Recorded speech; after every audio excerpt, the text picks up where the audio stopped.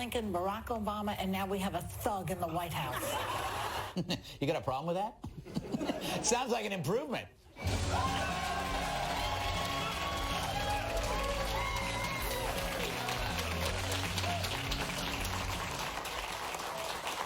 Take a look at this bull and his red ball. Look at him play with that ball. He's having so much fun. Probably more fun than any bull has had in its life. He loves that ball. He'll go anywhere with it. It brings him so much joy, that ball and that bull together.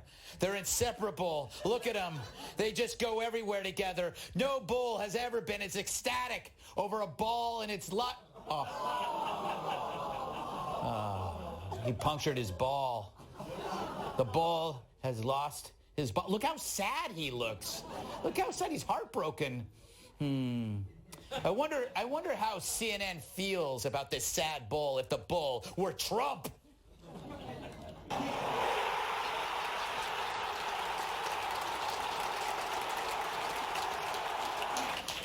Or how does MSNBC feel about this sad bull if he were Trump?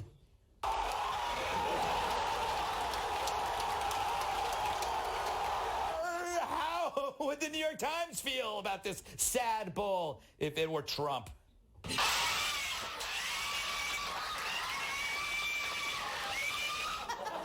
I'll be honest, I just wanted to use the tape of the bull. But it's true, for the media to feel good, something must feel bad. So for them, this week was like Christmas and spring break combined. The parents were out of town in Hanoi, which meant they could throw a kegger in D.C. And Michael Cohen would be their stripper, jumping out of a cake into the arms, and then prison. True to form, the consensus press sees a gibbering rat as breaking news, while a process that might prevent nuclear war, that's a joke. And boy, did bad news make them feel so good. He is leaving for a second time without a substantive nuclear agreement. Now he's running up against sort of real-world international realities, and he can't close the deal. A very rough and rocky 24 hours of the president, humbled back in Washington, humbled here in Hanoi, heading back to Washington empty-handed. So first they spend a week saying the president is going to give up too much, and then they whine when he didn't give away a thing. If I wasn't so high right now, I would say that they are biased. Now look, we all want world peace, but walking away is part of negotiating. But the media sees just one moment as the whole thing because they hate the guy doing the deal. Now, if you believe we already gave up a lot just with a meeting, then, well, who needs dialogue at all? Just bomb everyone. Why waste time? The downside, yeah, millions die. But the upside, none of these pesky meetings with people we don't like. It's weird, so many pacifists rejecting dialogue, even when there's proof that Trump's words actually did make the world safer. Do you remember Hawaii last year? People were freaking out as bureaucrats in Hawaiian shirts were trying to figure out their computer password. Hint, it's I'm a jackass. But the media needed this North Korea thing to fail because bad news is their drug, and the drug supply is low. Look at the economy, jobs, peace. It's pretty good. So the media willed North Korea to fail. They made it so that if Trump had appeared to make any deal, it would be seen as a concession. So, did the media actually work against world peace? I mean, that's crazy, right? Yeah!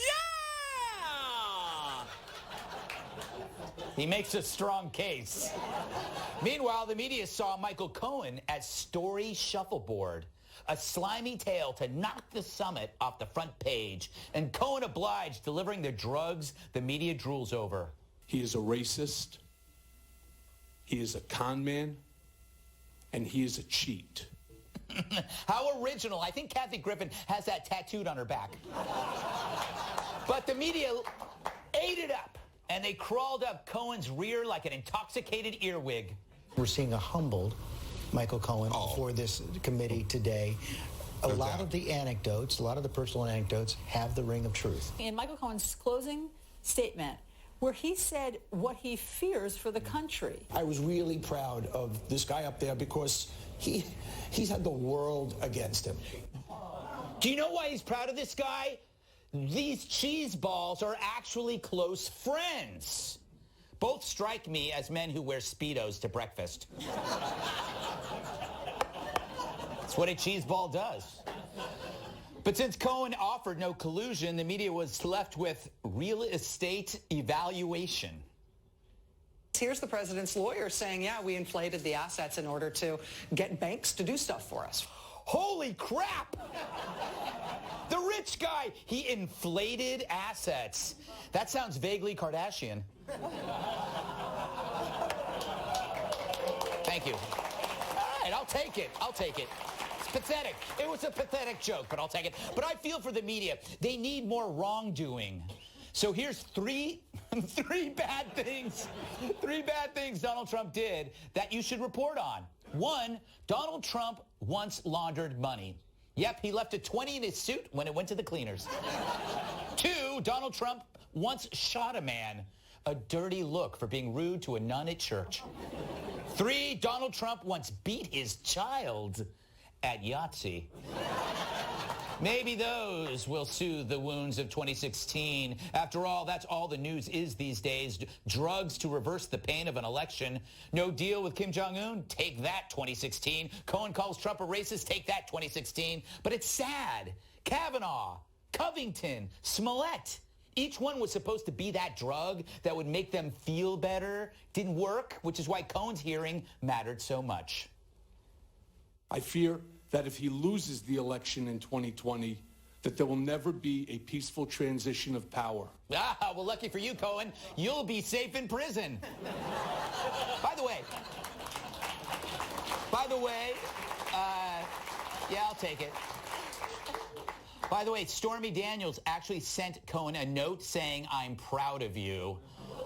At least she can be proud of something. That film, Revenge of the... I can tell you, it did not please her mother. I saw it 3 times. It was disgusting. I'm going to keep saying it because I got to beep it.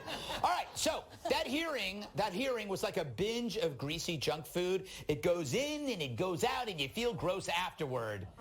But that's the media's diet. All bad, no good, no roughage. If only there were a drug for that. Do you find yourself rooting against the country's best interest? Let us welcome tonight's guest. She's so bubbly, champagne drinks her on New Year's Eve. Attorney and Fox News contributor Emily Compagno. He's like a teddy bear stuffed with giggles and peyote. Writer and comedian Joe DeVito. Her idea of a good time is a bad time. Host of the Tyrus and Timp podcast, Catherine Timp.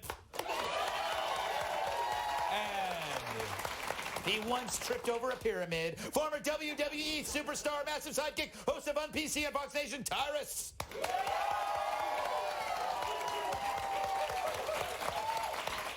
So, Emily, I'm going to make an audacious comment. I believe the media deliberately prevented world peace. Am I wrong to say that? Do you want to explain a little further? No, that's it. That's it.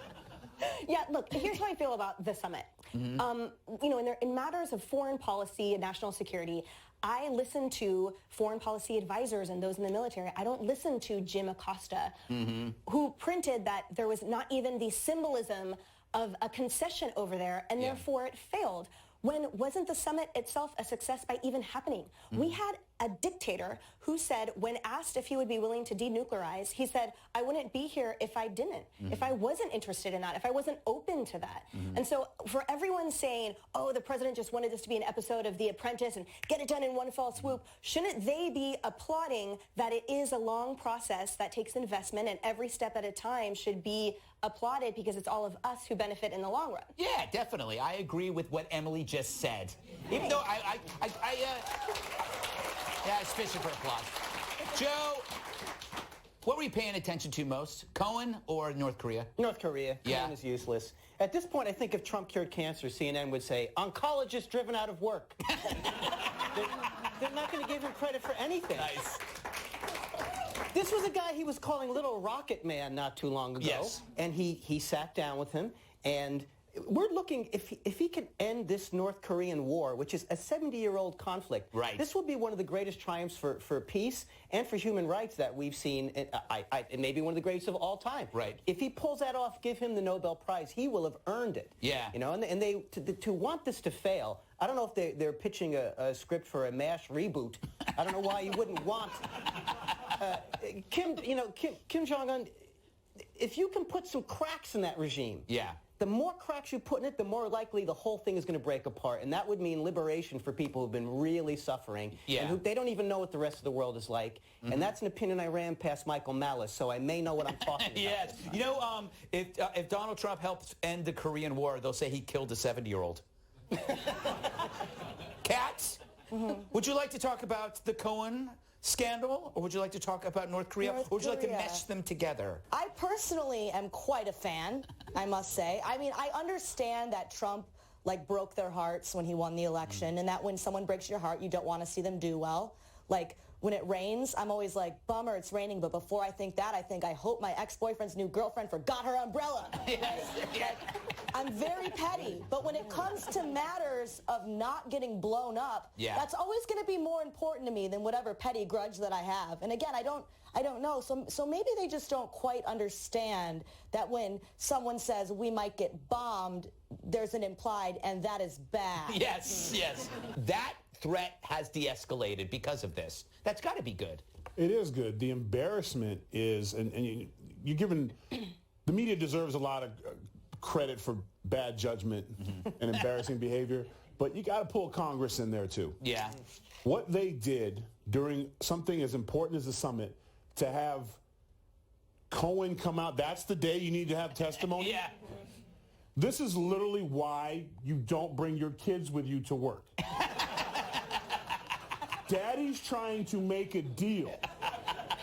So no talking. Okay, you want nukes, you want to lose. But please, I'm trying. Daddy's trying. So true.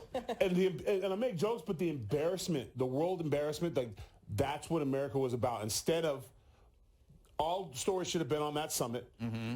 He could have waited till Monday. Yeah, exactly. There was nothing we didn't hear. They couldn't have waited till Monday. But one, you had to take the moment away from him. Two, you had to cause such a distraction. They always accuse the Congress and the media always accuses the president of distracting. Right. They distracted so much. My gut feeling is that's why the summit was ended. Yeah. Because here's another thing. You're trying to negotiate big issues. North Korea watches the same crap that most Americans do, and they're like, do we really need to follow all this stuff? We could just wait. Yeah. We could just wait this out. Like, the embarrassment of it was the fact that you did a good job. Yeah. No, you embarrassed America, and that's why you leave your kids at home. He might not last, so what are we doing here? The other thing, too, is Trump is then thinking, if he makes any deals, they're going to portray it as a concession, so he can't make a deal. So that means that they've definitely hindered some kind of progress. It's actually kind of gross in a way. Well, for me as a citizen and a constituent, I don't care about the what ifs. I care about the actual evidence, which it seems like that Cohen, is a big distraction and everything is a what if. That's all it was. Yeah. Donald Trump might have been a shady businessman. No! Yeah. And he had lousy grades. He slept with a porn star. Everybody in New York sleeps with porn stars. All right.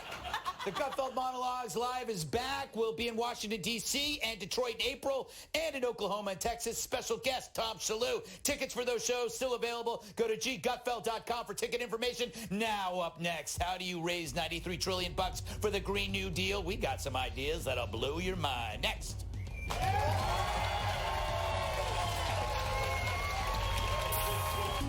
It's the deal that'll make you keel. A new report estimates that a Green New Deal would cost $91 trillion. To put that in perspective, that's a load of money. Over $600,000 per household. Affordable? Not really. But why should that stop us? Right? People who use kids to fight their battles for them? Some scientists have said that we have 12 years to turn this around. Well, it's not going to get turned around in 10 years. That's a predicament.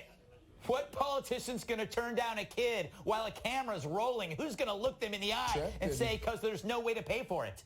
What was because there's no way to pay for it. I've been doing this for 30 years. I know what I'm doing. You come in here and you say it has to be my way or the highway. I don't respond to that. So, you know, maybe people should listen a little bit.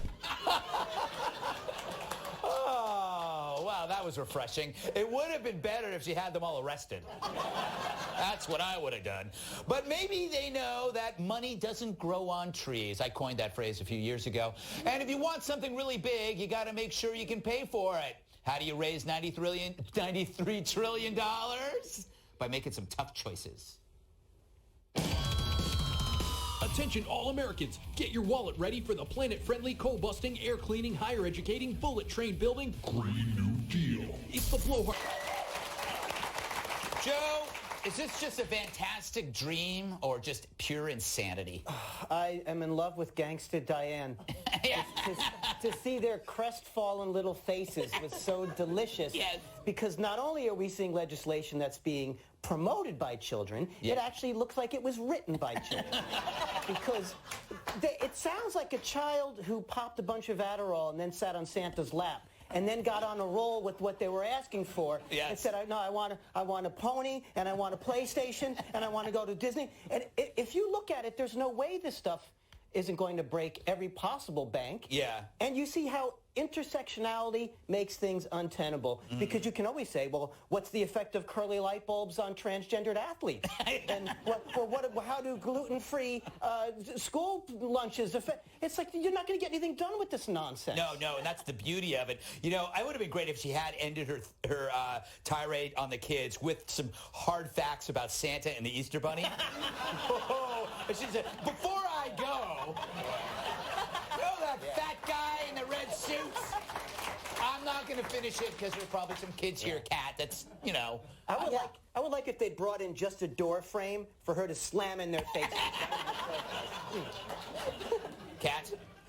I just think AOC has completely lost her marbles. I think she's living in banana land. Earlier this week, she called herself the boss for coming up with the Green New Deal. How are you the boss for coming up with a plan that doesn't work? Yes. Like, are you sure that the Green New Deal's not like what you're putting in your pipe and smoking every day? I don't understand. I can come up with plenty of plans that don't work. How about we fly around on unicorns instead of airplanes? How about instead of gasoline, we use fairy dust we get from Tinkerbell? How about we get Harry Potter to come over and wizard away all the emissions from the cow fart she's so concerned about? See, I just came up with 3 plans that don't work. Does that make me the triple boss? I mean, what is she? Does she want us to just completely do away with all modern technology? Like, I don't want to live like Laura Ingalls Wilder, Greg. I don't want to do my laundry in a basin. I don't want to eat only lettuce and carrots like some kind of little bunny. To relive the Donner Party in the modern day because I had to take a horse and buggy to see my grandparents instead of a plane. I don't want to eat people, Greg, and I don't want people to eat me. AOC, do you want people to eat you? No, then stop proposing.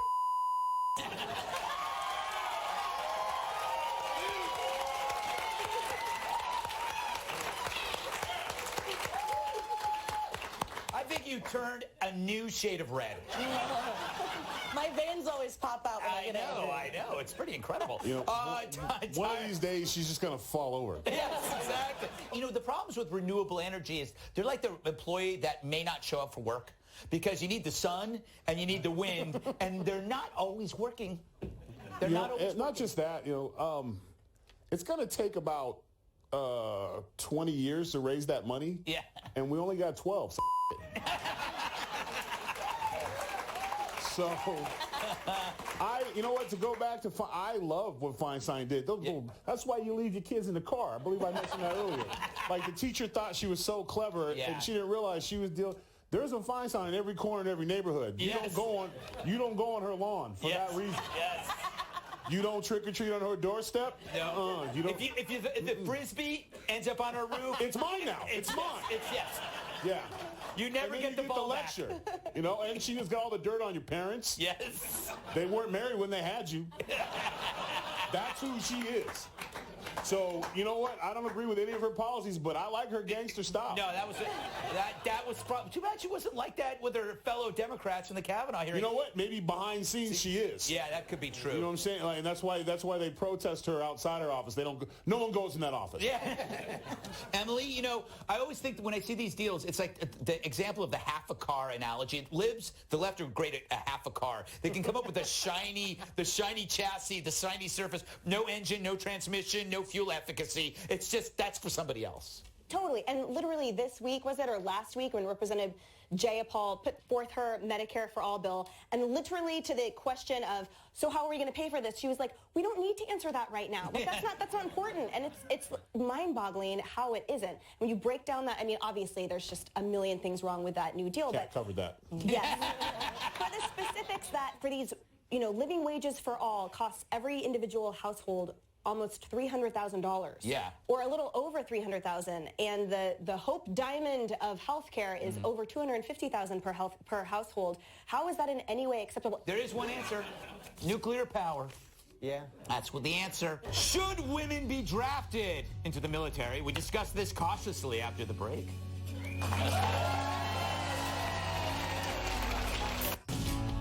Have American men been shafted for being the only ones drafted? A federal judge has ruled it unconstitutional for the military to draft only men. The decision comes after the National Coalition for Men, or NGOM, argued that an all-male draft violates the 14th Amendment's Equal Protection Clause. Now, the ruling doesn't order the government to change the draft rules. It just leaves us with some unanswered questions, like, will women have to register with the Selective Service System when they turn 18? Or should we get rid of the draft altogether? You know, easy stuff. I'm sure we as a nation will totally agree on a solution, because that's what we're doing, huh? Or maybe the issue will be moot. Not sure what that even means, because we'll be fighting the next war this way.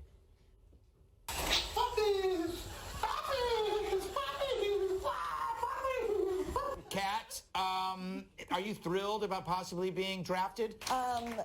Based on the fact that I get a lot of anxiety from having to choose my own toppings at a build-your-own-salad bar, Yeah. I feel like I should not be going to war. I've never done a successful push-up. Yeah. The last time I was on a treadmill, I had to vape on it. So based on all that, I feel like I'm not really cut out to serve our country in that way. So I like to serve our country in other ways. How? I use American flag emojis a lot. Oh, that's good. That's really good. Even when it doesn't really make sense for the text message. Yes, that's great. So I'm a patriot. Let's be clear.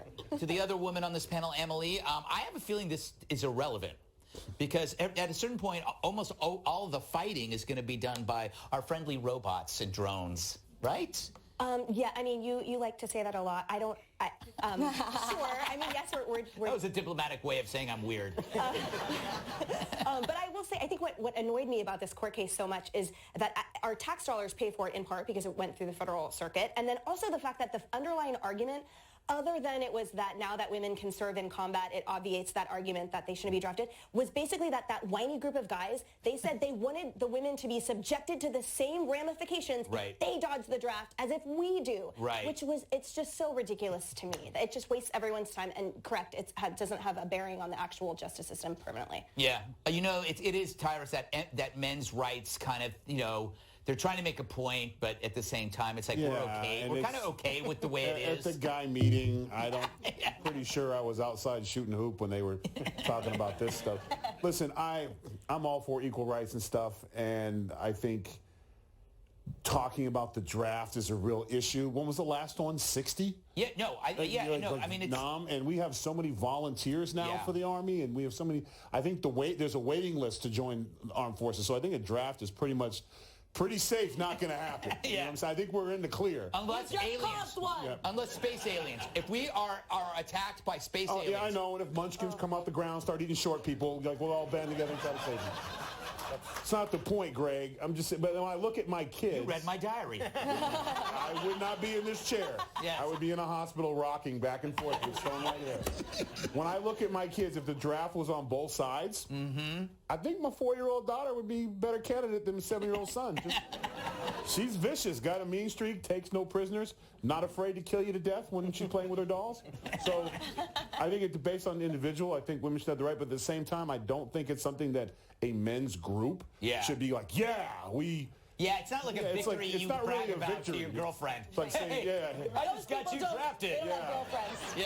Yeah. We'll all get drafted now, all of us. You know, the thing is, Joe, let me ask your opinion, and then I want to just overload you with my opinion. Okay, well, you know, we've got maybe women getting drafted and men wearing dresses at the Oscars, so it's a great time to be alive. Yeah, it's really true. Yeah. Like a lot of these men's rights promotion, these activities they do, I feel like they come to a conclusion, and I think you guys should have stopped talking about 10 minutes prior to this, because I was with you until then. I think it's great because no one should be worried, because we've seen that the young people of today, men and women, they're so out of shape they're not going to get drafted anyway. They can't survive. They're going to survive war. They can't survive peanut butter and a Ben Shapiro lecture without having to freak out. They got nothing to worry about.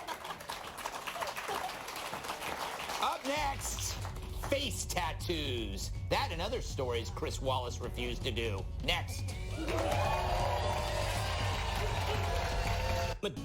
Should it be taboo to get a face tattoo? An article on Vox.com, whatever that is, examines the evolution of the tattoo, particularly in the last 10 years. Fastest growing tattoo demo, white suburban women, which means it's really not that rebellious anymore to ink yourself. The shock value must be gone, but the face tattoo, that's different. That's kind of equal parts badass and dumbass. Right, Mike Tyson? I won't say it to his face, though. And a rapper, Post Malone. I don't even know who he is. Even Justin Bieber's got a teeny tiny face tat. So now, of course, teens are getting them, putting their pictures on Instagram and getting famous that way, which is nice until we all get bored. All right, Tyrus, this is your place. Why is it my place? I don't have a face tattoo. That's my point. You have tattoos all over. Don't ask me how I know. Yeah, okay. Don't ask me how I know. Stick with what's in front of you. Stick with what's in front of you. I got hand tattoos, and I guess that was frowned upon. You're never going to get a job with hand tattoos. Word? We're not going to get a job. Word? I always say, like I said, we have this bad habit of thinking we're always on the front line of stuff. Yeah. Face tattoos have been around a long time in different cultures and stuff. So, you know, Mike's tattoo has added to his fame. And when you have money and you can make choices like that, that's not going to affect your pay grade. That's true. My advice would be to a young kid, I didn't start getting my tattoos till I got older in life and could make more decisions based on life experience. I'm going to be entertainment, so chances are I could have more tattoos. But if I was still going to sit in the teaching room, I'm probably not going to get a face tattoo, scare the children. That's a good point. You know, Kat, there are some jobs where I think face tattoos would pose a problem, like a department store Santa, a nanny. Bank robber. Yeah, anything. Yeah, you don't want anything identifiable, Kat. I think I'm going to get one. What are you, really? I'm deciding between getting Alf tattooed on my nose and getting Ron Paul over here and Alf over here and having them hold hands on my nose. No, I don't understand why anyone would get a face tattoo. It's like saying, hi, I would like no future, please. Right? I don't understand it. But yeah, as you mentioned, my dad, I don't have any. My dad taught me not to get them. No tattoos and no bumper stickers on your car, because those things make it easier for the law to find you. Well, I never really figured out what your dad did for a living. Yeah. Joe, you know, I figured out there's jobs that for people with face tattoos can do face tattoo artist. That's about it. Yes. That's about it. I got my first tattoo when I was 20 and even dumber than I am now. And the big biker dude who did it, the first thing he said was, don't get him anywhere a judge can see him. I think that's still good advice. That is great. That goes true with hickeys as well. Yeah. And I used to think when I was young, like, when I'm grown up and I have money and I can do whatever I want, I'm going to get a sleeve. Like, now, I could do that. I don't think I could sit comfortably in a chair that long without my back hurting. Yeah. So I'm worried about the rotator cuff from them holding the arm back. But now the least rebellious thing you can do is to get a tattoo. I see the woman without the tramp stamp and think, what a freak that one is. Yeah, I think we've exhausted the category of edginess, right? So, like, it's like, you know, body tats are the norm, and so what's left, you go for the face, And you also see people getting horns and beads. Back when I was a kid, it was the handlebar mustache, right? Those tickled. It's so predictable to me. That's what I see in these face tattoos. And yes, it's the #1 way for law enforcement to be able to identify you in a database. But I had a client once who, he was going through the system and he had grown up in a privileged environment, and so he was rebelling at the fact that he was caught and being processed for things including involuntary manslaughter and for also this ridiculous relationship. And he walks into the office and subsequently the courthouse with the name of his girlfriend tattooed across the entire neck. Wow. Yeah, it was absolutely ridiculous. I always think of that story when I hear these stories because it's so predictable and ridiculous. What was his girlfriend's name? Do you remember? I don't remember. Would it be great if it was also the judge's name? And she was like, he cares. You know, I don't care what you do. Let's get out of here. I love you. No one has ever done this before. That's what you do. You get a tattoo of the judge's name across your neck. Smart. No, you did. And I am thinking, all right, up next, the state wants to decriminalize sex work. I don't need to say that. Let's be honest. Dealing with your insurance shouldn't be more frustrating than the accident. Should we stop the oppression of the world's oldest profession? New York lawmakers are working on a bill that would decriminalize the sex trade. Lucky Bill.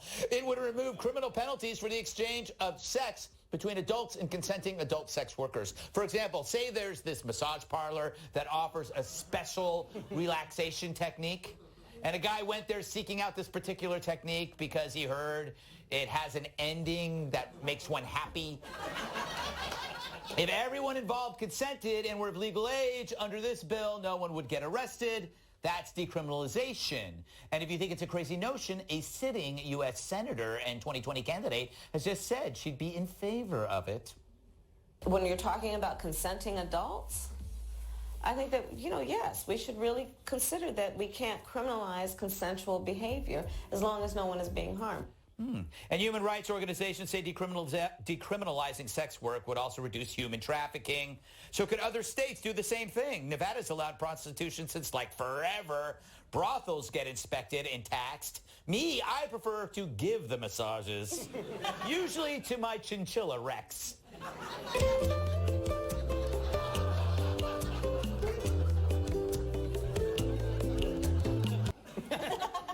I didn't know that was a total setup. That was a cop. A chinchilla cop. All right. Emily, you're a prosecutor. You have strong feelings.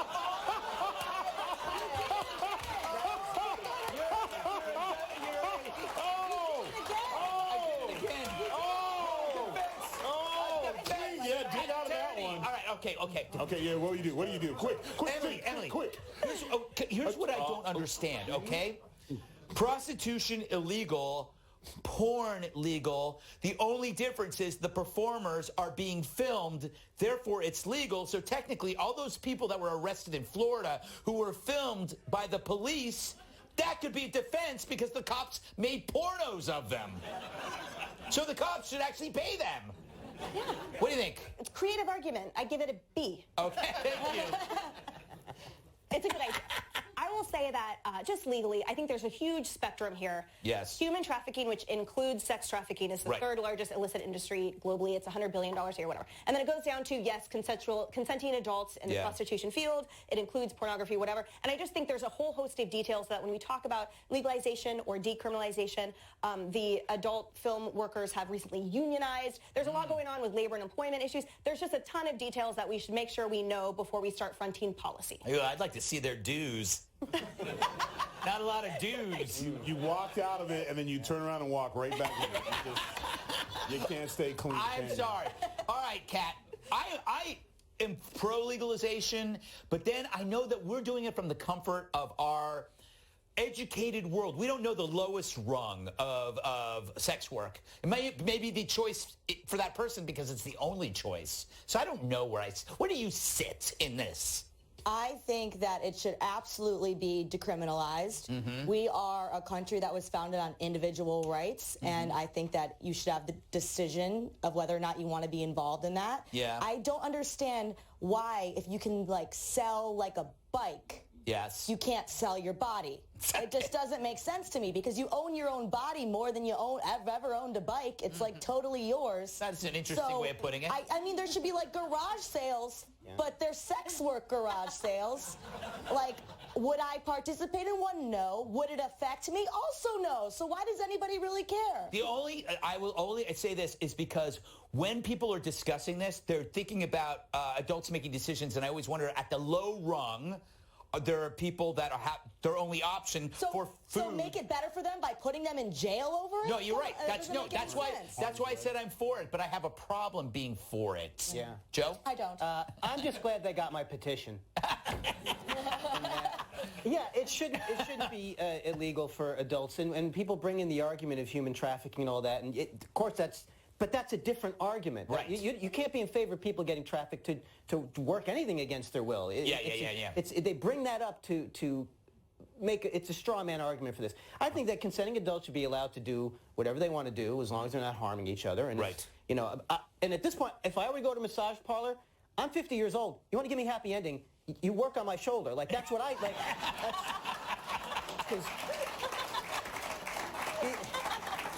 The other part I can... It's so true. It's true.